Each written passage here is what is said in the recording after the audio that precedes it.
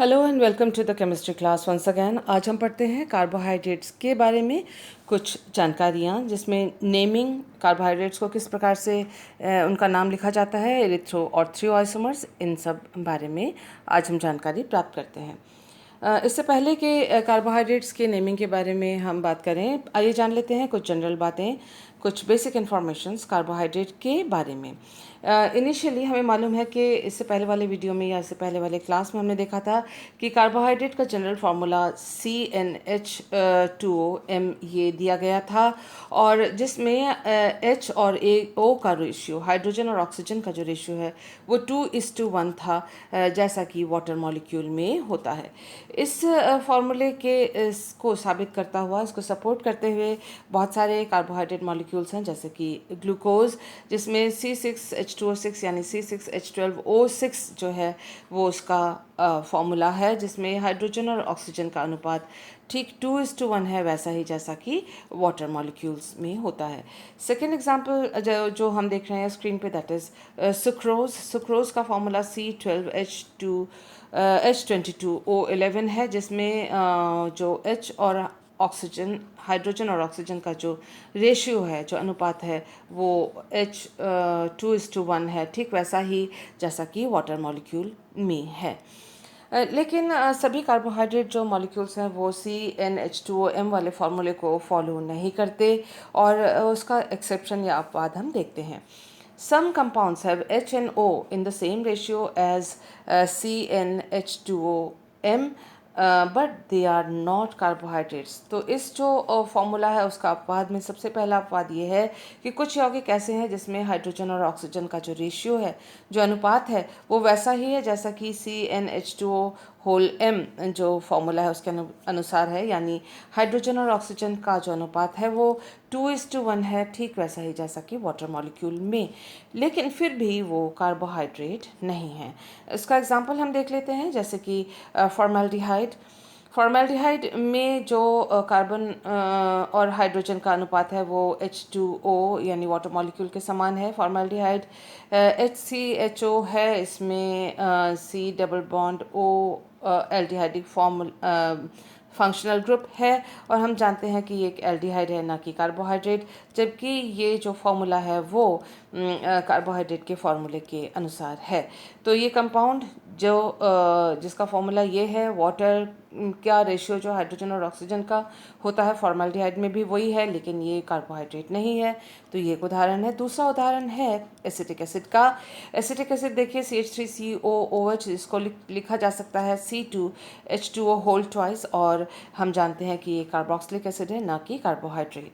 उसी तरह से लैक्टिक एसिड भी एक अच्छा सा उदाहरण है, जो लिखा जा सकता है C3H2O होल थ्राइस के रूप में, लेकिन हम जानते हैं कि लैक्टिक एसिड एक कार्बोहाइड्रेट नहीं है। तो कुछ यानी कंपाउंड्स ऐसे होंगे जो इस फॉर्मूले के अनुसार आते हैं। हाइड्रोजन और ऑक्सीजन का अनुपात भी वाटर के या 2:1 के अनुसार है, लेकिन वो कार्बोहाइड्रेट नहीं है। ये है पहला अपवाद। दूसरा अपवाद देखिए कि some compounds are carbohydrates but they don't have hydrogen and oxygen as in as 2:1 as in H2O। यानी कुछ कंपाउंड्स ऐसे हैं जो कि कार्बोहाइड्रेट्स तो हैं, लेकिन उनमें जो HNO, हाइड्रोजन और ऑक्सीजन का रेशियो 2:1 नहीं है, और जैसा कि पानी में होता है, वाटर के मॉलिक्यूल में होता है। जैसे कि एग्जांपल देखिए रैमनोज। रैमनोज में C6H12O5 है, तो ये जो रेशियो हाइड्रोजन और ऑक्सीजन का है वो वाटर की तरह नहीं है, यानी 2:1 नहीं है। दूसरा एग्जांपल है 2-डीऑक्सी राइबोज का, जिसका फॉर्मूला है C5H10O4, लेकिन 2-डीऑक्सी राइबोज भी कार्बोहाइड्रेट होते हुए इसके अंदर हाइड्रोजन और ऑक्सीजन का अनुपात 2:1 नहीं है। तो इन सब बातों को देखते हुए एक नया डेफिनेशन दिया गया कार्बोहाइड्रेट का, जो कार्बोहाइड्रेट आर पॉलीहाइड्रोक्सी एल्डिहाइड्स और कीटोन्स। ये पॉलीहाइड्रोक्सी एल्डिहाइड्स, पॉलीहाइड्रोक्सी यानी खूब सारे OH ग्रुप इसके अंदर होंगे, और पॉलीहाइड्रोक्सी इसलिए कहा गया है, और इसके अलावा ये एल्डिहाइडिक ग्रुप हो सकते हैं इसके अंदर, या फिर इसके अंदर हो सकते हैं कीटो ग्रुप। तो ऐसा एल्डिहाइड या ऐसा कीटोन, ऐसा एल्डिहाइड या ऐसा कीटोन जिसमें पॉलीहाइड्रोक्सी ग्रुप हों, बहुत सारे OH ग्रुप्स हों कार्बन के ऊपर, दूसरे कार्बन्स के ऊपर कार्बोनाइल कार्बन के अलावा, तो उन और या फिर ऐसे कंपाउंड्स जिनका हाइड्रोलिसिस करने पर पॉलीहाइड्रोक्सी एल्डिहाइड और कीटोन दे सकते हैं, उन मॉलिक्यूल को हम कार्बोहाइड्रेट कहते हैं। तो carbohydrates are polyhydroxyaldehydes or ketones or those compounds which yield polyhydroxyaldehyde or ketones on hydrolysis। तो ये पहली बात। दूसरी बात जो डेफिनेशन में शामिल की गई है कि these are generally cyclic ketals और cyclic acetals। ये cyclic acetal भी हो सकते हैं, cyclic ketal भी हो सकते हैं। हमें मालूम है कि उसी मॉलिक्यूल में अगर कार्बोनाइल ग्रुप हो, चाहे वो एल्डिहाइड के रूप में प्रेजेंट हो, चाहे वो कीटोन के रूप में प्रेजेंट हो, और उसी मॉलिक्यूल के अंदर अगर बहुत सारे OH ग्रुप्स हों, तो ये जो OH ग्रुप्स हैं एल्डिहाइड या कीटोन के साथ रिएक्ट करके उसी मॉलिक्यूल के अंदर इंट्रामॉलिक्यूलर साइक्लिक एसिटल, चक्रीय एसिटल और चक्रीय कीटल प्रदान कर सकते हैं, और कार्बोहाइड्रेट ऐसा करते भी हैं। तो कार्बोहाइड्रेट साइक्लिक एसिटल और कीटल होते हैं लेकिन आवश्यकता पड़ने पर रिएक्शन मैकेनिज्म में ये ओपन चेन करके या खुली वलय करके या श्रृंखला वाले रूप में आकर भी रिएक्शंस प्रदान कर सकते हैं, लेकिन साइक्लिक अवस्था में एसिटल या कीटल के रूप में ये रहते हैं। Carbohydrates contain one or more than one asymmetric carbon atoms and they are optically active। Carbohydrate में कम से कम एक जो है एसिमेट्रिक कार्बन एटम होता है और वो ऑप्टिकली एक्टिव होते हैं। जैसे कि आपको मालूम है ग्लिसरॉल्डिहाइड में ये OH H और CH2OH अगर है तो ग्लिसरॉल्डिहाइड का जो ये कार्बन है ऑप्टिकली एक्टिव है, और इसमें 3 कार्बन की श्रृंखला है, एक कार्बोनाइल ग्रुप है, एक CH2OH है, और जो ये कार्बन है वो ऑप्टिकली एक्टिव कार्बन है क्योंकि इसके अंदर 1, 2, 3 और 4 ये चारों भिन्न भिन्न ग्रुप इससे जुड़े हुए हैं। तो इस तरह से कार्बोहाइड्रेट्स जो हैं वो ऑप्टिकली एक्टिव होते हैं क्योंकि उनके अंदर एसिमेट्रिक कार्बन होता है। आइए देखते हैं क्लासिफिकेशन ऑफ कार्बोहाइड्रेट्स के बारे में। बड़ा सिंपल सा क्लासिफिकेशन है। देखिए, कार्बोहाइड्रेट जो है वो सिंपल कार्बोहाइड्रेट होते हैं या फिर वो कॉम्प्लेक्स कार्बोहाइड्रेट्स हो सकते हैं। सिंपल कार्बोहाइड्रेट की एक खासियत है कि उनको कांट बी हाइड्रोलाइज्ड फर्दर, उनको आगे और से ज़्यादा हाइड्रोलाइसिस उनका किया नहीं जा सकता, जल अपघटन नहीं किया जा सकता, जबकि कॉम्प्लेक्स कार्बोहाइड्रेट्स का जल अपघटन किया जा सकता है और वो उसके बाद सिंपल जल अपघटन के बाद सिंपल कार्बोहाइड्रेट्स या सिंपल और कॉम्प्लेक्स कार्बोहाइड्रेट्स का एक मिश्रण प्रदान कर सकते हैं। सिंपल कार्बोहाइड्रेट्स में जैसे जिनको फर्दर हाइड्रोलाइज नहीं किया जा सकता, एग्जांपल है मोनोसैकेराइड का, ग्लूकोज जो एक फेमस एग्जांपल है सिंपल कार्बोहाइड्रेट का और मोनोसैकेराइड का। जो कॉम्प्लेक्स कार्बोहाइड्रेट है वो डाइसैकेराइड हो सकते हैं या ओलिगोसैकेराइड हो सकते हैं। डाइसैकेराइड जैसा कि नाम से विदित है 2 मोनोसैकेराइड, 2 मोनोसैकेराइड के मॉलिक्यूल्स आपस में जुड़े हुए हों, जैसा कि सुक्रोज में ग्लूकोज और फ्रुक्टोज जुड़ा हुआ होता है, आपस में बॉन्डेड होते हैं। ओलिगोसैकेराइड्स यानी ट्राइसैकेराइड, टेट्रासैकेराइड, पेंटासैकेराइड, हेक्सासैकेराइड, इस तरह से उनको ओलिगोसैकेराइड कहा जाता है। 3 से लेकर 10 शुगर मॉलिक्यूल्स आपस में बॉन्डेड होते हैं, जैसा कि रैफिनोज। रैफिनोज एक ट्राइसैकेराइड है जिसमें कि ग्लूकोज, फ्रुक्टोज और गैलेक्टोज आपस में बॉन्डेड होते हैं। इसके अलावा जो कॉम्प्लेक्स कार्बोहाइड्रेट हैं वो पॉलीसैकेराइड्स हो सकते हैं, यानी जिसके अंदर 10 या 10 से बहुत अधिक जैसे कि 1000 से अधिक शुगर मॉलिक्यूल्स आपस में बॉन्डेड होते हैं। उसका फेमस एग्जांपल है सेलुलोज या स्टार्च, जिसमें n ग्लूकोज मॉलिक्यूल्स यानी असंख्य या बहुत सारे ग्लूकोज मॉलिक्यूल्स आपस में इन पॉलीसैकेराइड्स में बंधे हुए होते हैं। तो जो कॉम्प्लेक्स कार्बोहाइड्रेट है वो डाइसैकेराइड, ओलिगोसैकेराइड और पॉलीसैकेराइड हो सकते हैं। तो ये बेसिक क्लासिफिकेशन है। अब हम देखते हैं एक important topic, that is naming of carbohydrates. Carbohydrate का नाम जो है, सबसे इम्पॉर्टेंट बात है, ओज में एंड होता है, OSE, ओज नाम के आखिर में लिखा हुआ होता है। नेमिंग डिपेंड्स अपॉन, नाम जो है वो निर्भर करता है 2-3 बातों के ऊपर। पहली बात है जो वो है nature of carbonyl group, carbonyl समूह कौन सा उपस्थित है कार्बोहाइड्रेट के अंदर, उसके ऊपर उसका नाम होता है। अगर एल्डिहाइडिक समूह है कार्बोहाइड्रेट में तो उसे एल्डोज कहते हैं, अगर कीटो समूह कार्बोहाइड्रेट में है तो उसको कीटोज कहते हैं। देखिए ओज जो है नाम के आखिर में लग रहा है। इसके जो ये पहली बात है। सेकंड पॉइंट ये है कि number of carbon atoms in the chain, carbon जो श्रृंखला है, चाहे वो ओपन चेन श्रृंखला है या फिर क्लोज्ड चेन यानी वलय है या खुली श्रृंखला है उसमें नंबर ऑफ़ कार्बन एटम्स की संख्या के ऊपर नाम निर्भर करता है। जैसे एल्डो तो एल्डिहाइड के लिए ट्राई यानी 3 कार्बन अगर एटम हो तो ट्राई, उसी तरह से टेट्रा, पेंटा, हेक्सा, इस तरह से आगे चलता रहता है। तो देखिए aldotriose, aldotetrose, aldohexose, aldopentose, ketotriose, ketotetrose, ketopentose, ketohexose, इस तरह से होते हैं। ये जो tri, tetra, penta, hexa, hepta, ये सारे जो हैं वो कार्बन एटम्स के संख्या को जो है प्रदर्शित करते हैं, रिप्रेजेंट करते हैं। इसके अलावा एक इम्पॉर्टेंट चीज़ है वो है stereochemical configuration of asymmetric carbon atom. हमने अभी डेफिनेशन में देखा है कि कार्बोहाइड्रेट में एक एसिमेट्रिक कार्बन होता है, वो इम्पॉर्टेंट होता है उसकी ऑप्टिकल एक्टिविटी के लिए और उसकी पहचान के लिए भी, और उसी तरह से उसको नाम भी उसको शामिल किया जाता है ताकि पहचान हो सके कि ऑप्टिकल आइसोमर कौन सा है। तो stereochemical configuration of asymmetric carbon atom farthest from carbonyl carbon, यानी जो कार्बोनाइल कार्बन है उससे सबसे दूर जो एसिमेट्रिक कार्बन है उसकी क्या कॉन्फ़िगरेशन है उसके ऊपर डिपेंड करता है कि नाम क्या लिखा जाएगा। हमें मालूम है कि फिशर प्रोजेक्शन फार्मूला इस प्रकार से दिखाया जाता है, और फिशर प्रोजेक्शन फार्मूला में ये मेन चेन है जो वर्टिकल लाइन से दिखाई गई है, और ये जो हॉरिजॉन्टल लाइन है ये सब्स्टिट्यूएंट्स को प्रदर्शित करती है। जैसे सपोज़ यहाँ पर कार्बोनाइल ग्रुप है, अगर CHO हो तो, अगर C डबल बॉन्ड हो तो यहाँ सेकेंड नंबर कार्बन पे आएगा, हमें मालूम है। और इसमें HOH वगैरह इस तरह से समूह लगे होते हैं, और आखिर में CH2OH अगर है तो ऐसी स्थिति में आप देख सकते हैं कि जो सबसे दूर वाला ये है कार्बोनाइल कार्बन जो CHO है, सबसे दूर वाला जो कार्बन सिमेट्रिक कार्बन है वो ये कार्बन है। क्यों? क्योंकि इसमें एक H है, एक OH है, एक CH2OH है, जो तीनों एक दूसरे से भिन्न है, और चौथा समूह इतना बड़ा है जो कि इन तीनों से अलग है।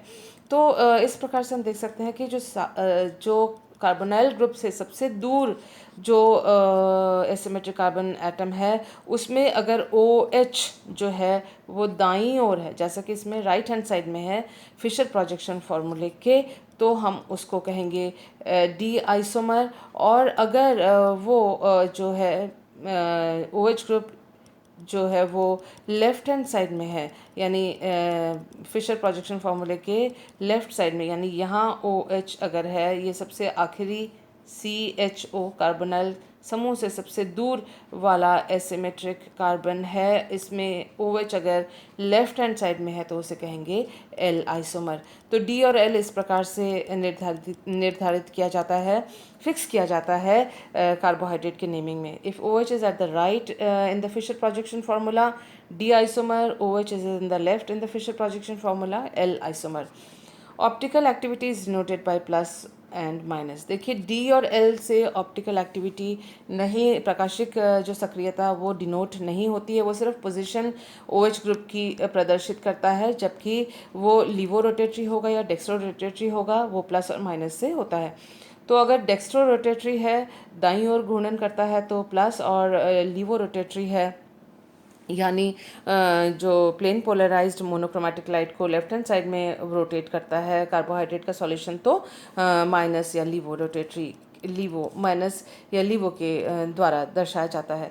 तो एग्जांपल देखते हैं, सबसे अच्छा सा example this is D aldohexose. तो हम देखते हैं कि इसमें डी है यानी OH on the right at the farthest carbon, तो OH राइट हैंड साइड में है, सबसे दूर कार्बोनाइल कार्बन से सबसे दूर वाले कार्बन एटम पर OH जो है वो राइट में है, तो ये CH2OH होगा। आइए मैं इसको थोड़ा सा और क्लियर दिखाती हूँ आपको। सो DA माइनस एल्डोहेक्सोज मीन्स ये जो है यहाँ CH2OH है, ये छठा कार्बन, ये पाँचवें कार्बन में OH राइट हैंड साइड में है, और इसमें एल्डो है यानी CHO ग्रुप है, और हेक्सो है तो उसका 6 कार्बन है, तो 1 2 3 बचे 4 5 6, तो 4 5 6।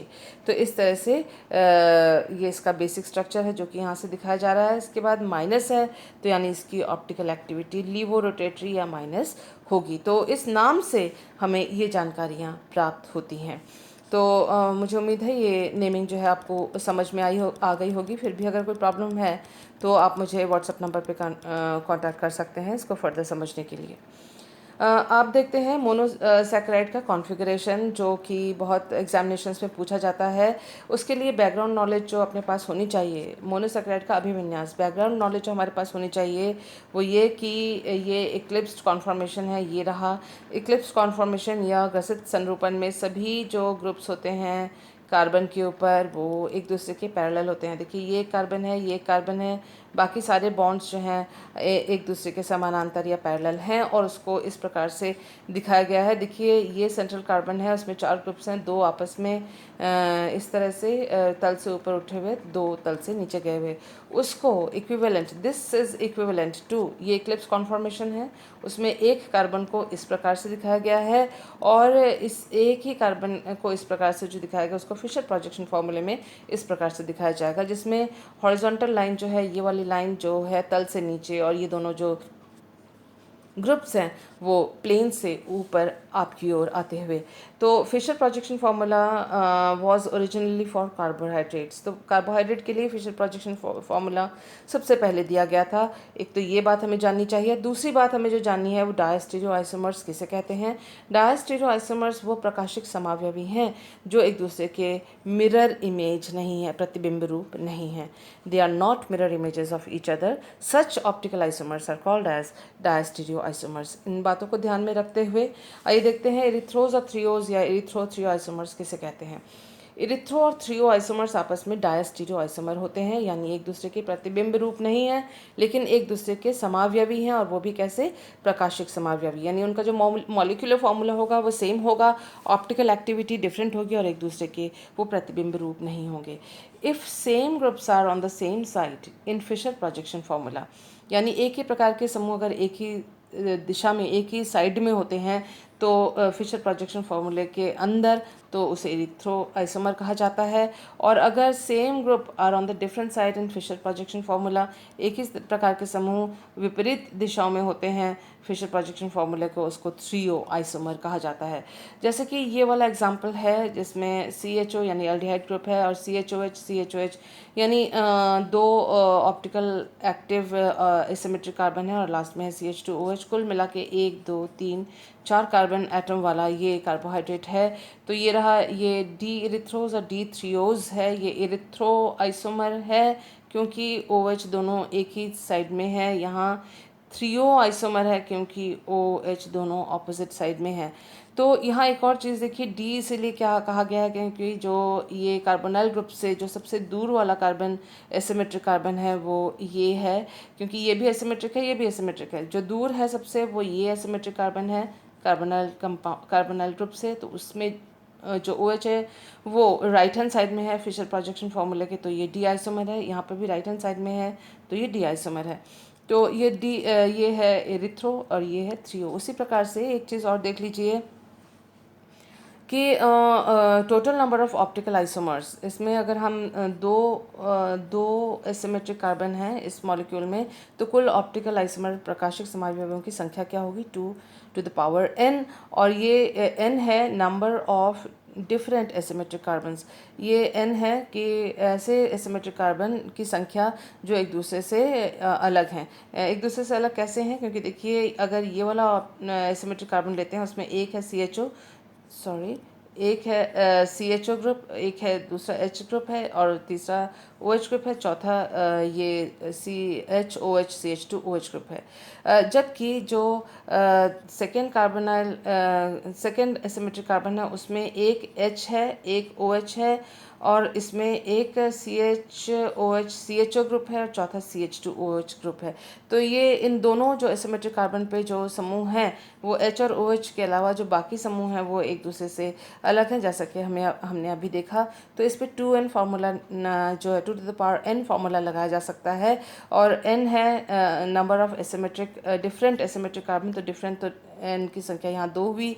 तो हमें जो होगा इस जो मॉलिक्यूल है कार्बोहाइड्रेट का, उससे 2n यानी 2 यानी 4 ऑप्टिकल आइसोमर्स प्राप्त हो सकते हैं। देखिए ये डी सीरीज़ डी है, और उसका जो आइसोमर है वो ये वाला आइसोमर है जो एल इरिथ्रोज है। इरिथ्रोज इसलिए क्योंकि same group on the same side, लेकिन ये एल इसलिए है क्योंकि OH इसके अंदर लेफ्ट में है, यहाँ OH राइट में है। तो ये है डी इरिथ्रोज और डी थ्रियोज, जो कि आपस में इनैंशोमर या प्रतिबिंब रूप हैं। और दूसरे जो आइसोमर्स हैं वो है डी थ्रियोज और एल थ्रियोज। उसमें भी फ़र्क देख लीजिए। डी यानी OH on the right hand side सबसे दूर वाले कार्बन पर, जो कि एसिमेट्रिक कार्बन है जो सबसे दूर है कार्बोनाइल ग्रुप से। उसी तरह से ये L इसलिए है कि ये कार्बोनाइल ग्रुप, उससे सबसे दूर वाला कार्बन ये, उसमें OH लेफ्ट में ये, तो ये L सीरीज़ है। लेकिन ये थ्रियोज इसलिए है क्योंकि OH on the opposite side, same group opposite side में है, सेम ग्रुप अपोजिट साइड में है। तो ये दोनों एक दूसरे के प्रतिबिंब रूप हैं। आप देख सकते हैं H का प्रतिबिंब H यहाँ दूर का प्रतिबिंब दूर यहाँ पर। इस प्रकार से हम ये 4 जो आइसोमर्स हैं वो प्राप्त कर सकते हैं इस दो एसिमेट्रिक कार्बन वाले कार्बोहाइड्रेट से। यहाँ देखिए कि जो आइसोमर ये और ये जो आपस में ऑप्टिकल आइसोमर तो हैं क्योंकि उनका फॉर्मूला सेम है, लेकिन उनका प्रकाशिक घूर्णन भी अलग होगा, और ये एक दूसरे के प्रतिबिंब रूप भी नहीं हैं। तो ये आपस में डायस्टीरियो आइसोमर कहलाएंगे। जो आपस में प्रतिबिंब रूप हैं जैसे कि ये, वो आपस में इनैंशोमर कहलाएंगे। इसी तरह से ये जो मॉलिक्यूल है वो इसका प्रतिबिंब रूप नहीं है, तो ये दोनों आपस में डायस्टीरियो आइसोमर कहलाएंगे। तो ये और ये भी आपस में डायस्टीरियो आइसोमर कहलाएंगे क्योंकि ये प्रतिबिंब रूप नहीं है, लेकिन इनका फॉर्मूला सेम है। ये थी जानकारियाँ आज के वीडियो में। मुझे उम्मीद है आपको समझ में आई होंगी। अगर इसके बावजूद भी कोई प्रॉब्लम रहती है तो आप मुझे व्हाट्सएप नंबर पर कांटेक्ट कर सकते हैं। Thank you for being with me.